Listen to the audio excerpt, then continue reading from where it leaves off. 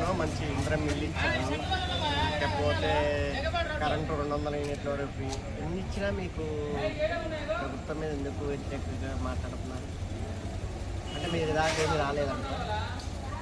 మా దాకా రాలేదని కాలేదండి, నేను చెప్పేది అది కాదు, అన్ని రాలేని కాదు. మిగతా అనేది ఈ రెండు మించి ఇవన్నీ బాగానే ఉన్నాయి. ఈ రెండు మాత్రం మీరు చెప్పింది బాగానే ఉంది.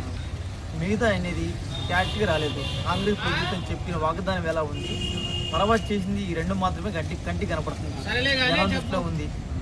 ఏదో ఒకటి తప్పు జరగడం కామన్ అండి. ఏదో ఒకటి అనేది తప్పు అనేది జరిగింది. ఒక కార్డు రాలేదు, ఒక ఇల్లు రాలేదు 10 సంవత్సరాల్లో, అయినా పట్టించుకోలేదు. ఇది చిన్న చిన్న అనేవి వస్తూనే ఉంటాయి.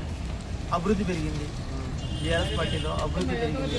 తెలంగాణ గురించి రూపుదిద్ది మంచి చేశాడు. పరిపాలన మాకు నచ్చింది.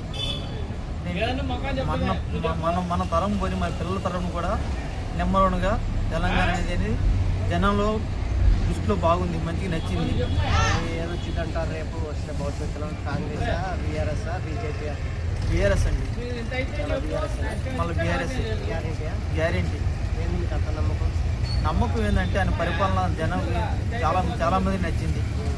ఇప్పుడు 100%లో 90% జనం దృష్టిలో కేసీఆర్ ఉన్నాడు, ప్రతి ఒక్క గుండెల్లో కేసీఆర్ ఉన్నాడు. కాకపోతే ఇవాళ ఏంటంటే కాంగ్రెస్ వాళ్ళకి చెప్పిన